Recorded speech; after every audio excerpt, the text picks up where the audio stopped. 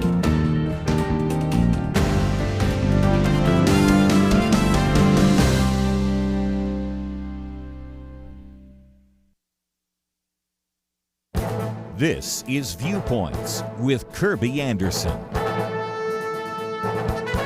How do crazy and destructive ideas become mainstream in America? Victor Davis Hanson explains the process in a recent commentary.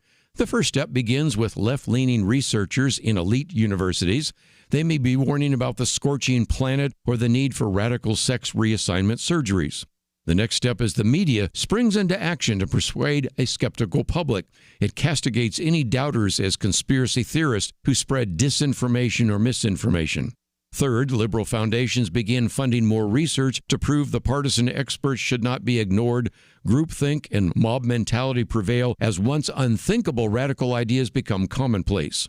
Fourth, liberal officials equate well-funded activism and performance art street performance with grassroots support.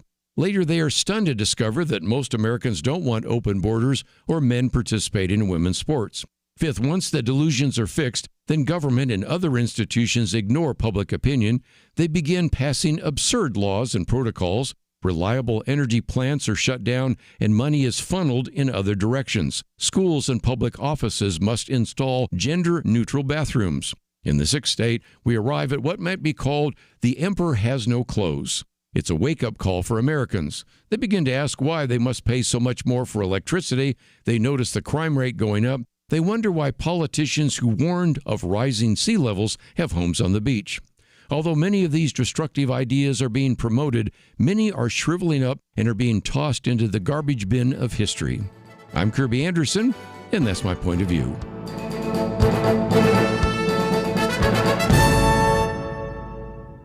Go deeper on topics like you just heard by visiting pointofview.net. That's pointofview.net.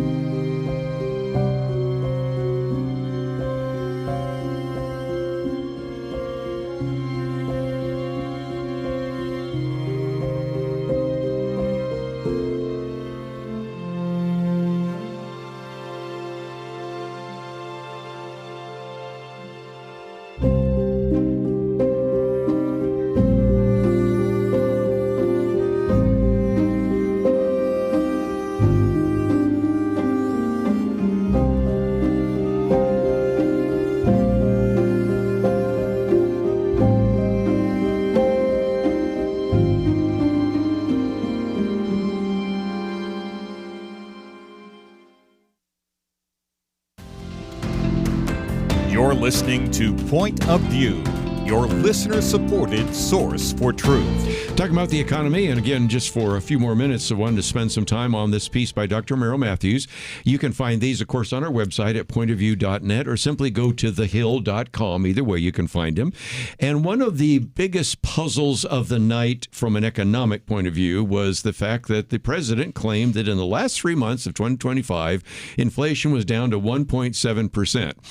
And at the time, I thought, no way. I mean, I've seen 3%, and I've seen, at one point, we saw core inflation at 2.6%. Now, first of all, let's just admit that all of this CPI numbers they use a different basket of goods. And if you did an apples to apples comparison, the numbers would be much higher. But okay, let's just compare the CPI numbers from Biden to the CPI of Trump. And they went down, but they didn't go down that much. And I think you finally cracked the code, because I couldn't figure out how you come up with 1.7%. I was puzzled when he said that, because I thought it hadn't been under 2% for years. And so how do you get 1.7%? And so I went looking around. Somebody must know something I don't know. And I went looking around, and most of the responses, the fact checks and so forth, said, this is what Trump said, here's what the inflation numbers are. Right.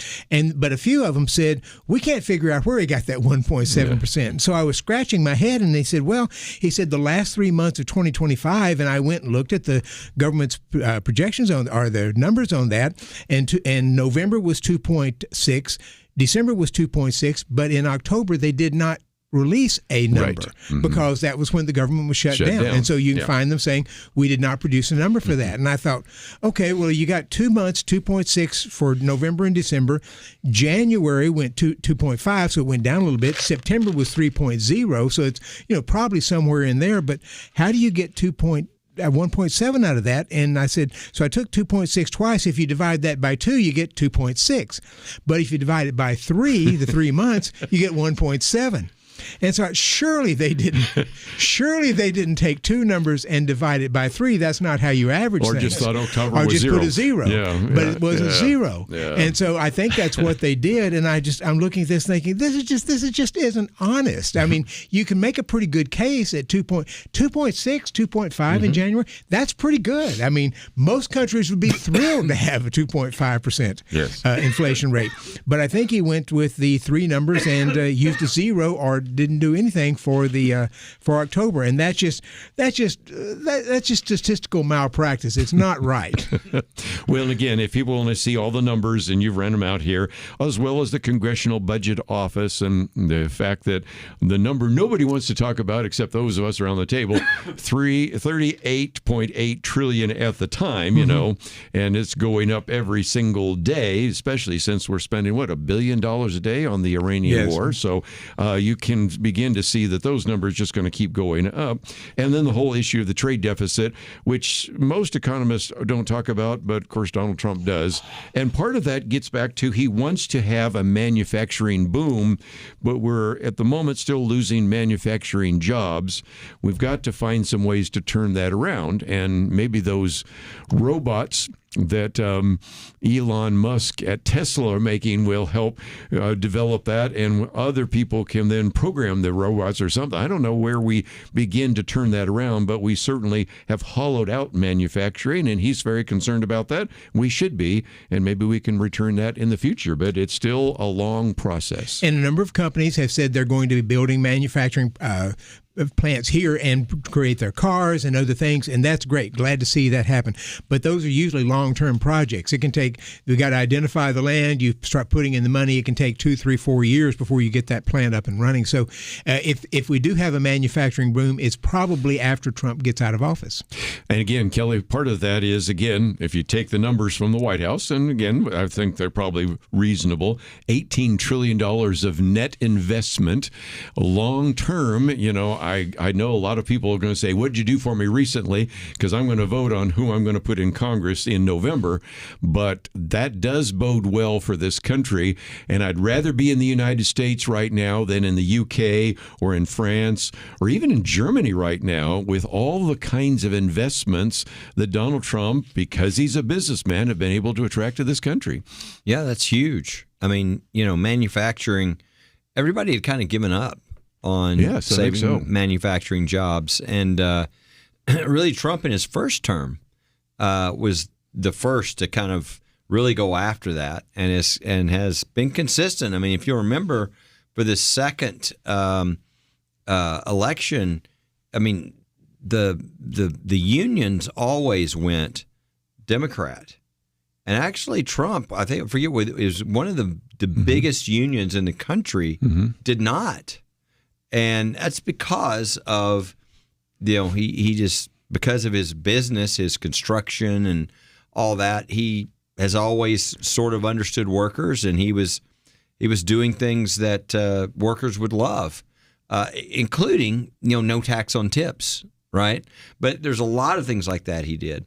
And so I've heard some people say, well, certainly with the AI, there's going to be a lot of construction. There's going to be a lot of data centers that are going to have to be created, and all this. So there's definitely going to be plenty of construction, but if you get manufacturing back, that's not like a 1-year deal or doing one thing.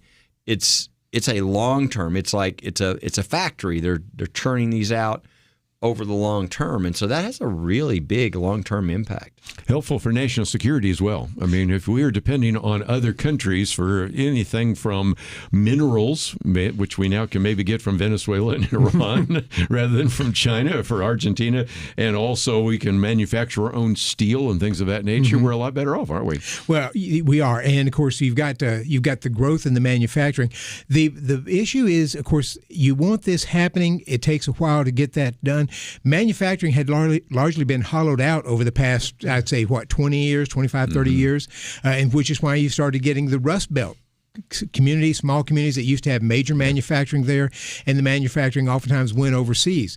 A lot of that went to China, and that was at a time when we thought China might be a little more moving more towards a free market economy. That is not happening now. It's gone completely the other way, beginning in 2012 with President Xi. And so a lot of those companies are now finding other places, or they're bringing it back to the United States. Well, pretty good. I do want to get into this issue of housing, but it occurred to me that as we go to the bottom of the hour, oftentimes we encourage people to take action, and our take action is to support the SAVE Act. And I'd love to go around the table because the SAVE Act seems pretty straightforward. It's safeguarding American voter eligibility. 85% of white Americans, 82% of Latinos, 72% of black Americans say, we think it's quite reasonable to require a photo ID before you vote. The other sticking point is, well, you have to, when you register, show that you're a citizen. Well, if you're going to register at the age of 18, this way is you could show a birth certificate, a passport, something like that. But there are other opportunities if you couldn't provide that. And I just don't understand, Kelly, maybe you can explain, because you've been in Washington, D.C. more than I have, why the Senate minority leader would say that this is Jim Crow 2.0 when it's something that seems like a classic 80-20 issue, and Democrats, again, want to be on the 20% of the issue? Yeah, don't ever ask me to explain Washington, D.C. I mean, that's not possible. This is a weird, a really, really weird scenario that we're looking at. I mean, as you say, when 80% of the country, and it's not like 80% of white Americans, it's, of Latino, of black Americans, I mean, are totally in favor of this. And yet, no Democrats, none, will vote for it. So it's bizarre, and it's something that everybody, knows is common sense. We need to see an ID. You have to give your ID all the time. How is it okay to require that to get on an airplane, but it's not okay to vote, to do it when people vote? I mean, so because if it's Jim Crow, then it's Jim Crow. And so it should be Jim Crow to have TSA asking you for your IDs. And it's not. It has nothing to do with race.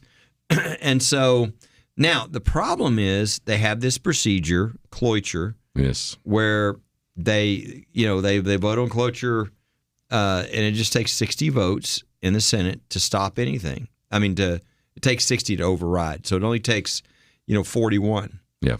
And so the issue is, are they going to be willing? It's not a new rule. It's not a change.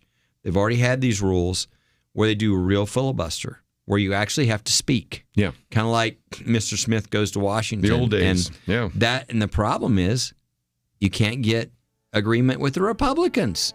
There's a handful of silent Republicans, we kind of know who they are, who are not allowing it. And so this is creating a lot of frustration by conservatives. Well, again, we give you that action item. We'll come back and talk a little bit more about the filibuster right after this. At Point of View, we believe there is power in prayer, and that is why we have relaunched our Pray for America campaign, a series of weekly emails to unite Americans in prayer for our nation. Imagine if hundreds of thousands of Americans started praying intentionally together on a weekly basis. You can help make that a reality by subscribing to our Pray for America emails. Just go to pointofview.net and click on the Pray for America banner that's right there on the homepage. Each week you'll receive a brief news update, a specific prayer guide, and a free resource to equip you in further action. We encourage you to not only pray with us each week, but to share these prayers and the resources with others in your life. Join the movement today. Visit pointofview.net and click on the banner Pray for America right there at the top. That's pointofview.net. Let's pray together for God to make a difference in our land. Point of View will continue after this.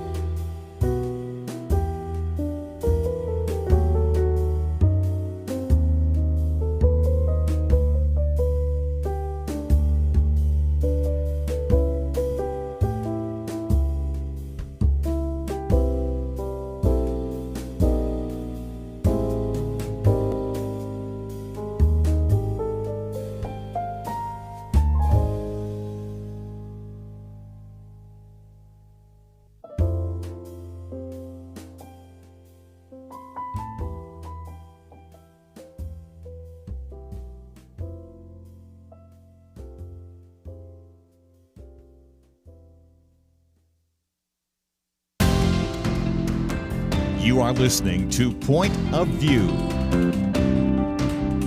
The opinions expressed on Point of View do not necessarily reflect the views of the management or staff of this station. And now, here again is Kerby Anderson. Back once again in studio with us, Merrill Matthews and Kelly Shackelford. And Kelly, you were talking about this idea, will it do a real filibuster? There was a time, and I certainly am old enough to remember, when especially there was a debate about civil rights legislation where a filibuster was where individuals would stand in the well of the United States Senate and they would talk until they just simply couldn't talk any longer and then maybe defer to somebody else. And now we have this sort of fake filibuster, and you're suggesting maybe it's time to actually do a filibuster. Yeah, that's what's being proposed, is to do a real filibuster. If the Democrats want to get up and talk, to stall, everybody's going to notice it.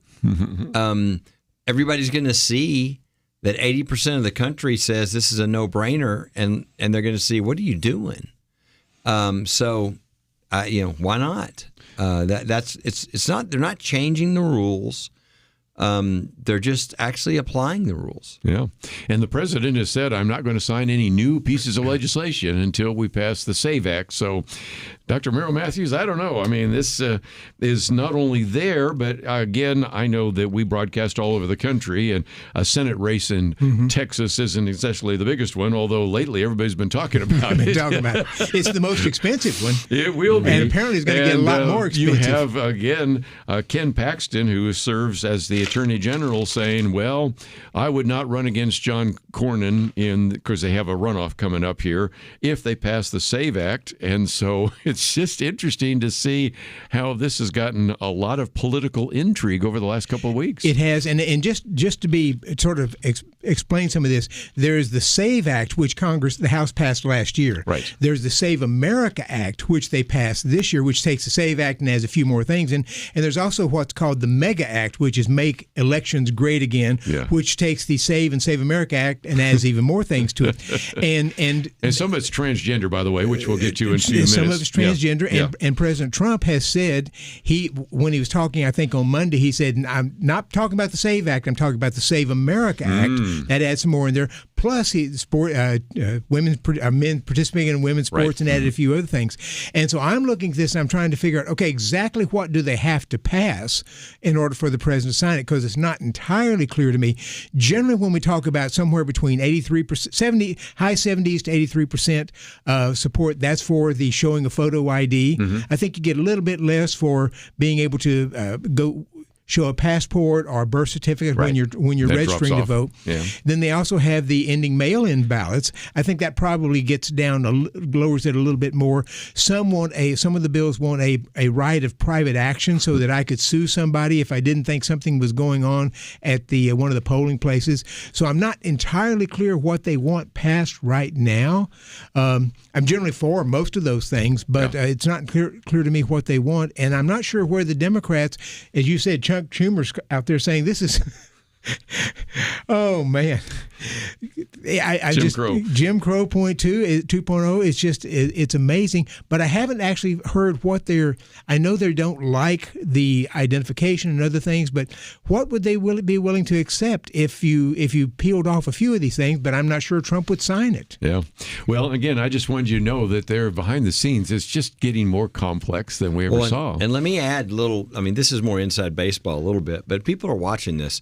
One of the most brilliant political moves ever was the act by the candidate for the U.S. Senate seat in Texas with John Cornyn and Ken Paxton. It's a brutal race. I think they've spent I think that all the Senate primaries was over $100 million. I think it was 75, 76 million, but and that was just on I think on Cornyn's side. That's what I was saying. If you added them both together, Democrat and Republican, it was over $100 million. But Cornyn was like 70-something million, just pounding Paxton.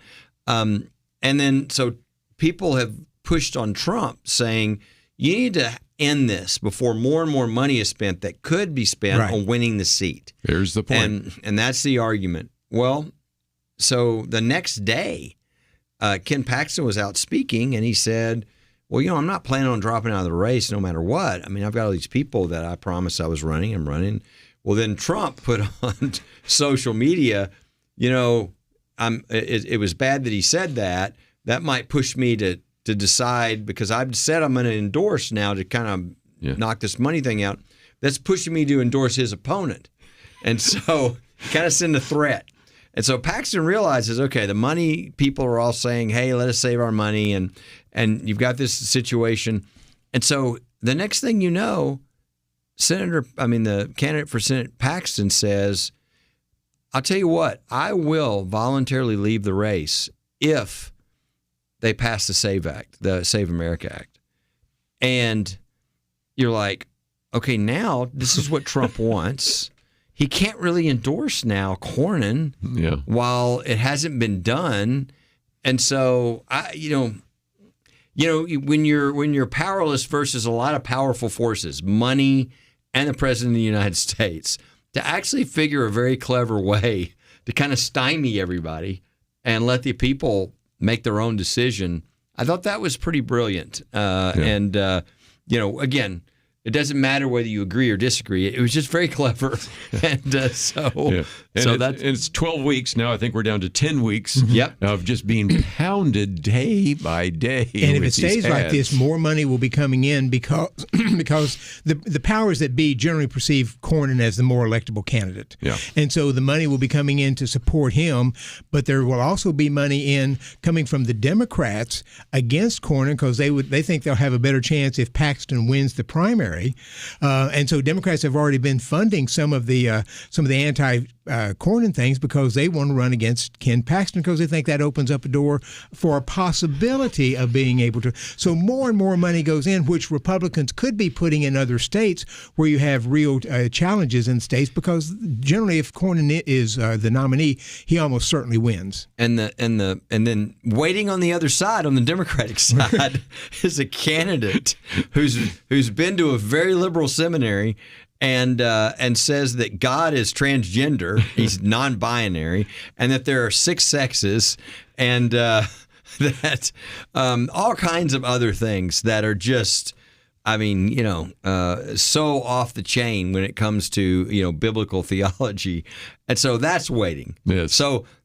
Everybody around the country is talking about the Texas race, and they're not from Texas. They're it's everywhere because it's. Think if Texas were to lose one of the Senate seats. That seems impossible, doesn't it? As conservative as Texas is, but people think it's really in play. I looked at the numbers earlier today.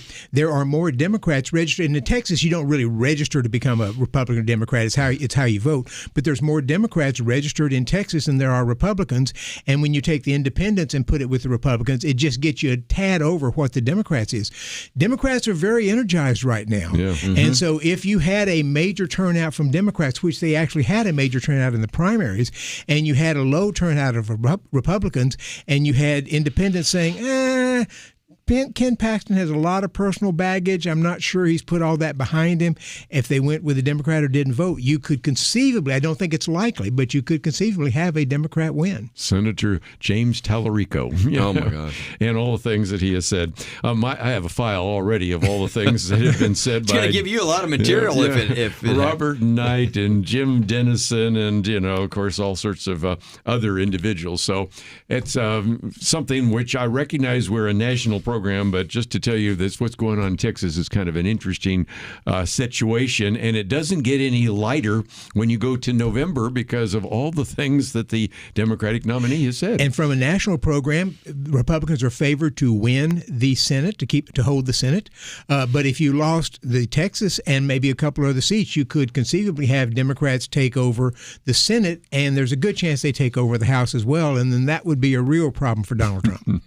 Well, let's take a break, and when we come back, I do want to get into this one about transgender surgery, because if nothing else, as we just pointed out a minute ago, when we talk about the Save America Act, it also has some things about transgenderism and those, and so that is certainly the case. And I think it also relates to some of the issues that Kelly has had to deal with over the years, because if you didn't accept these views, as we just talked about a few minutes ago, oftentimes those are the testimonies that people will hear at the National Religious Liberty Commission.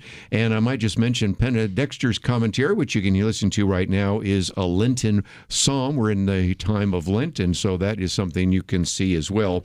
We'll come back as Dr. Merrill Matthews points out that if you look at all the laws which are allowing for transgender surgery, those laws are right next to laws that prohibit the practice of female genital mutilation. And I think that's an interesting point. And it just brings us back to the whole issue of transgenderism.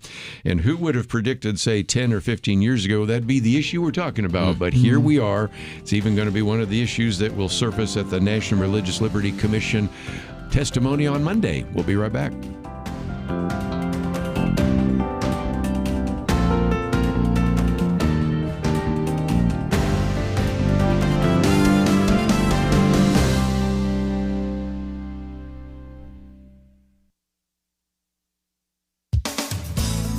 We're in the thick of Lent, the period of 40 days which comes before Easter in the Christian calendar. Lent is a time of preparation for Easter and in many Christian traditions, a season of remorse. Lent can serve a good purpose even for people who are not in liturgical churches and don't observe or think about it much. Christians are often uncomfortable with a whole lot of lament and remorse. But something has gone wrong. It's called sin. There are things in our lives that are not how they were meant to be. We acknowledge that when we confess our sin. The Lenten period is a good time to examine ourselves afresh and reflect on how we've fallen short. Certain scripture passages can help our thinking. Psalm 51 is one of those scriptures. Psalm 51 is the prayer of King David after the prophet Nathan confronted him with his sin with Bathsheba, her resulting pregnancy, and his cover-up, which involved having her husband Uriah killed in battle. David Roseberry has written a book using Psalm 51 to take us through the 40 days of Lent. The title is Create in Me a Clean Heart, and it's not academic, it's not a commentary, it's a companion for each day of Lent. David Roseberry says it's for both the repentant and the weary, the confessing and the wounded. I'm approaching the halfway point of the book. This week I read in verse 8 King David's request, "Let the bones you have broken rejoice." Did God really break King David? And did David in time come to the point of rejoicing? Yes. And as David Roseberry explains, this is not the joy of pretending everything is fine. This is the joy that comes when truth has done its work. This book goes deep, beautifully. It's not too late to let it take you through the rest of Lent. For Point of View, I'm Penna Dexter.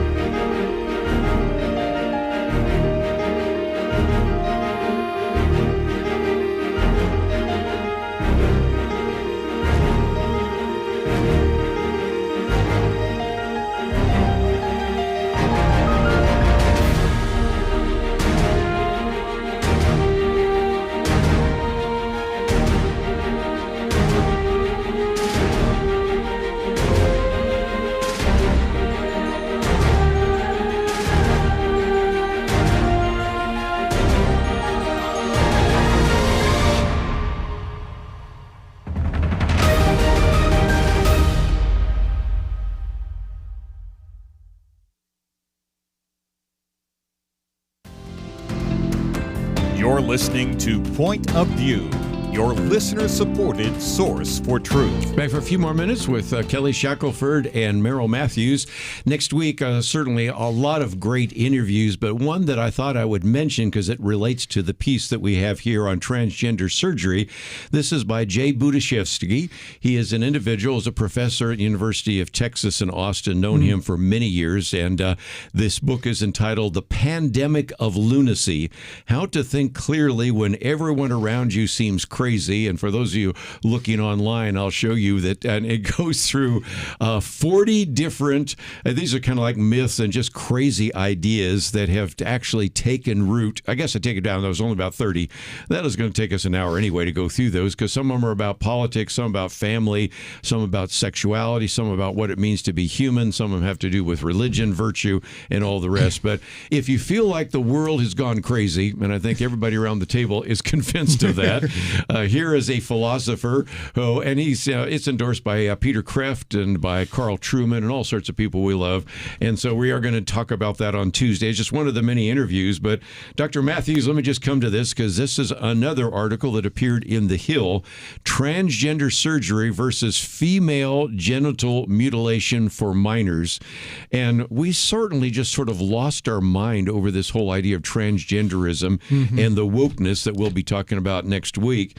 And this is a piece to just say, the law says this in one place, but it says something else in another place. Tell us more. Right. So female genital mutilation, this is a cultural or religious practice, practiced mostly in Africa, but also to some extent in the Middle East.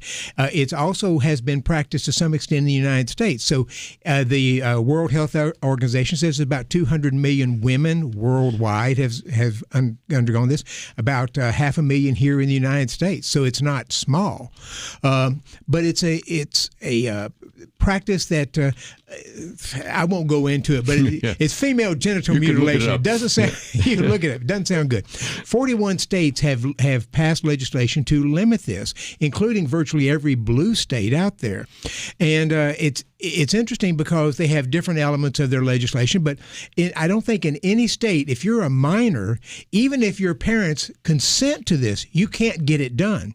Some states don't allow you to travel to another state or overseas to have it done. So it's a fairly strong prohibition against this. However, there's only 27 states that have passed laws against gender-affirming care, which also can end up addressing people's genitals and surgery. And so I found it interesting that virtually all conservatives, or most conservative states, are opposed to the gender-affirming care, have passed legislation against it. Most liberal states have not done that. And so when you look at this, you say, well, isn't this both addressing minors and things that could end up affecting them for the rest of their lives and their ability to, and you could even make a case that the female genital mutilation is less destructive overall because you can still have children and so forth. It's damaging, but it's not as damaging as some of the things they're practicing in gender-affirming care. And yet liberals will oppose female genital mutilation but support gender-affirming care. And I'm mystified by this. Well, and you give some numbers here, which I had never really paid attention to. The Centers for Disease Control estimates that more than 200 million women worldwide and perhaps 500,000 girls and women in the United States have undergone the procedure.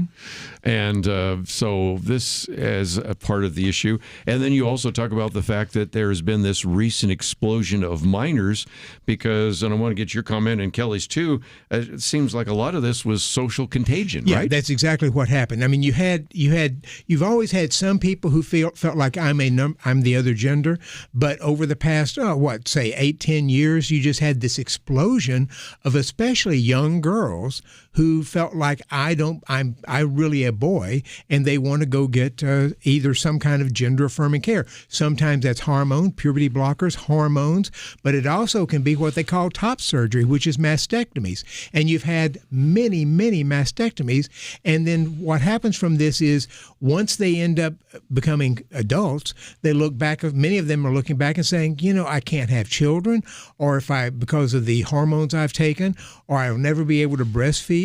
And maybe I was going through a phase and now I've passed that phase, but yet I've undergone this surgery or I've taken these medications, very strong medications, which are going to affect me for the rest of my life. And some of them are bringing lawsuits as they detransition. $2 million and on that one, healthcare providers.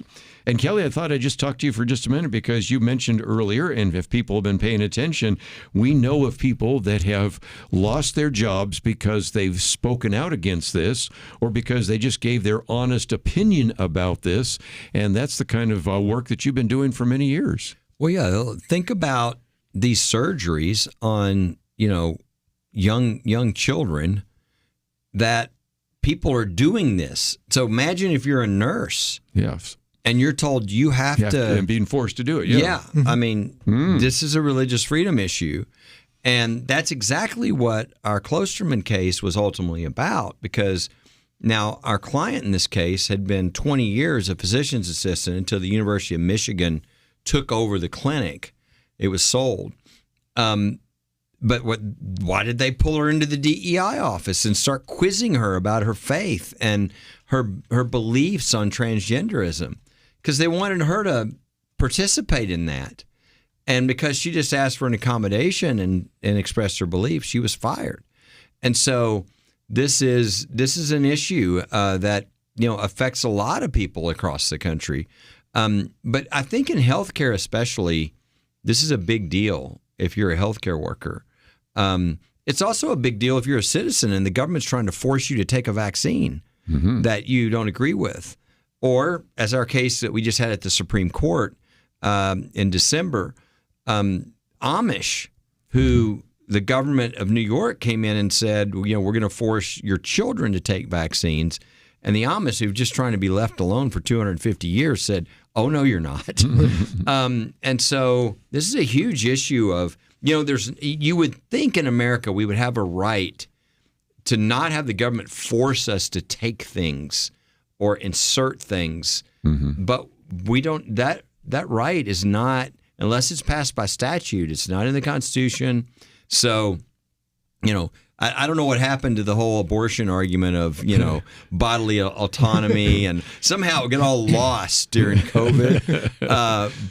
But there is no such right that exists anywhere. So it really comes down to a lot of religious freedom issues, people that are being asked to violate their conscience, their beliefs.